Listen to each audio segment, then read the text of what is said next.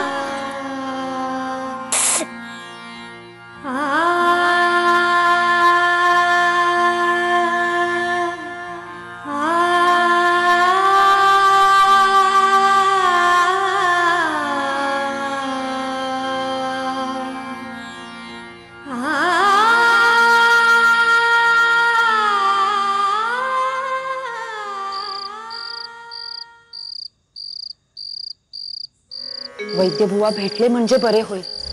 ताबडतोब माधवावर इलाज चालू होईल। ताई सासूबाई, हे घ्या। दे। आणा ते इकडे। आम्ही ठेवतो डोळ्यांवर पट्ट्या, तुम्ही जा सगळे, पडा। जा म्हणे। डोळ्यावरच्या घड्या सुकल्यानंतर त्या बदलाव्या लागतात, ते कोण बदलणार? आणि जोपर्यंत वैद्यबुवा येथे येत नाहीत तोपर्यंत येथून कोणाचाही पाय निघणार नाही हो। शिवाय भाऊजी घरात नाहीयेत, तू आपले पडून राहण्याचे काम कर। तो पांडू सुद्धा जो गेलाय तो तिकडचाच झालाय। अगो बाई, पांडुरंगा, अरे काय झाले?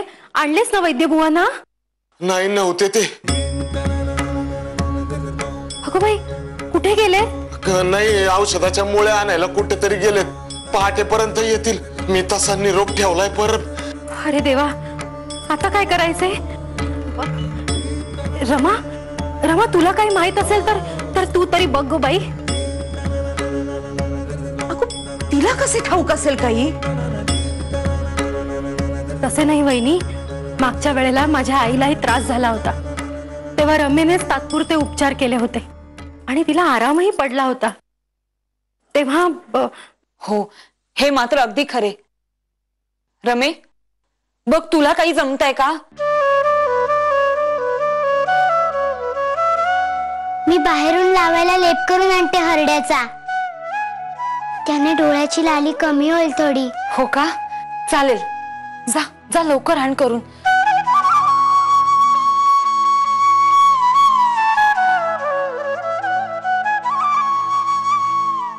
माधवा, खूप त्रास होतोय का रे?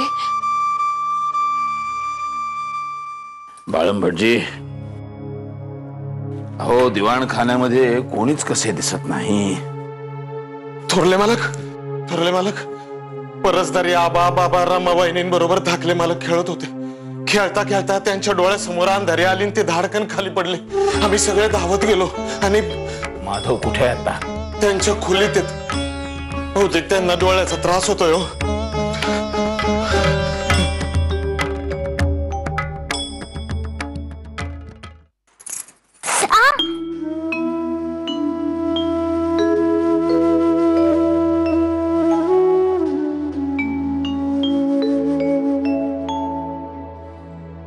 आई, मला अगदी मी तू झाल्यासारखेच वाटते. जबाबदार.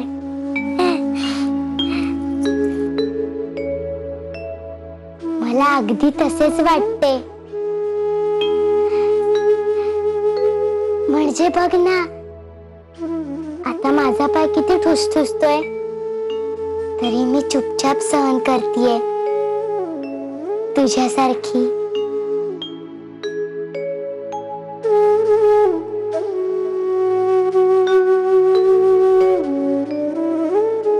माधवा, आमची चूक झाली रे बाबा, चुकले आमचे. म्हणजे आम्ही तुझ्यावरती दडपण आणले, तूच दरडावले, त्यामुळे तुझ्यावरचा ताण वाढत गेला आणि त्यामुळेच हे जुने दुखणे पुन्हा उचळंबून वरती आले. चूक झाली आमची.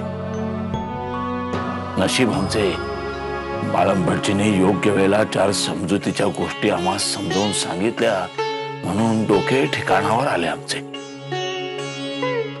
स्नेहाचे बंधन, पुत्रावरचा अनाठायी अधिकार, या पायी पुरते आंधळे झालो होतो आम्ही. न्यायप्रिय, कर्तव्यनिष्ठ अशा पुत्रास दूषणे देत राहिलो. जमल्यास आम्हास क्षमा करावे.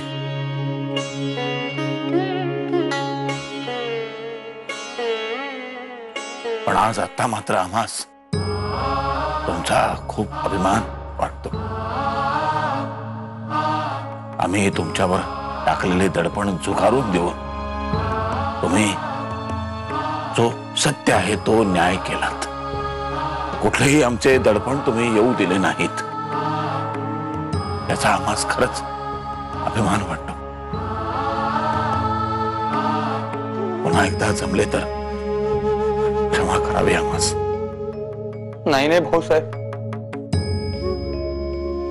अशी भाषा करून आम्हास पापाचे धनी करू नका. आम्ही केवळ आमचे कर्तव्यच केले, यात कोणताही पराक्रम केला असे नाही वाटत आम्हास.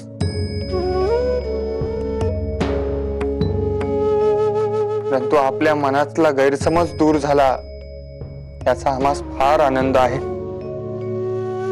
आपल्या मनीचे ममत्व हाच आमचा फार मोठा आधार आहे.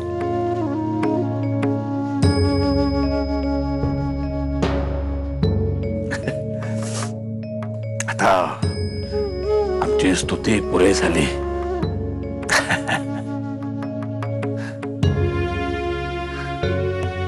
माधवा, आता आराम करा. जरा झोप काढलीत म्हणजे डोळ्यांचा त्रास कमी होईल. हा, आराम करा. भाऊसाहेब, एक विनंती होती. हो, बोला ना. आज बऱ्याच काळानंतर आपण एकमेकांशी मनमोकळेपणाने बोललो. लहानपणीच्या आठवणी जाग्या झाल्या. रोज रात्री आम्हास खांद्यावर घेऊन शतपावली करण्याचा परिपाठ असे, तेव्हा आपण आम्हास कधी रामरक्षा, कधी दुर्गा कवच, कधी एखादा अभंग ऐकून दाखवित. हो हो. आणि ऐकत असताना शांत झोप लागे. आम्हास आज एक अभंग ऐकवाल?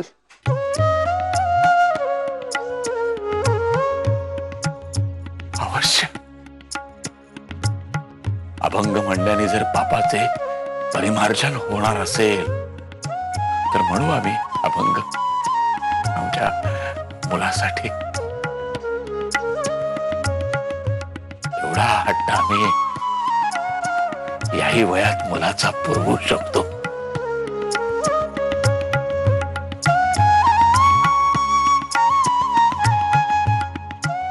सुंदर ते ध्यान उभे विटेवरी, सुंदर ते ध्यान उभे विटेवरी, करकटावरी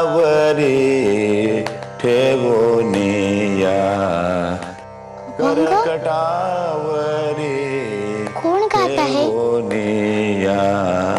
सुंदर ते ध्यान उभे विटेवर मामांजी?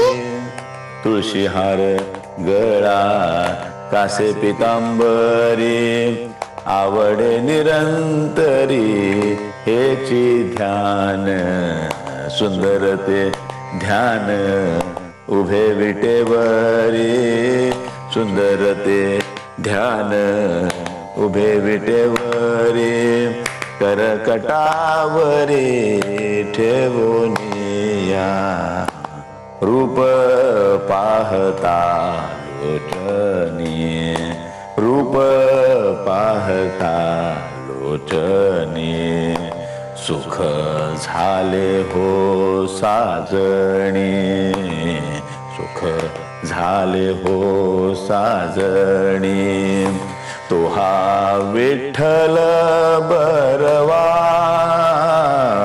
तो हा विठ्ठल बरवा तो हा माधव बरवा तो हा माधव बरवा रूप पाहता लोचनी रूप पाहता लोचनी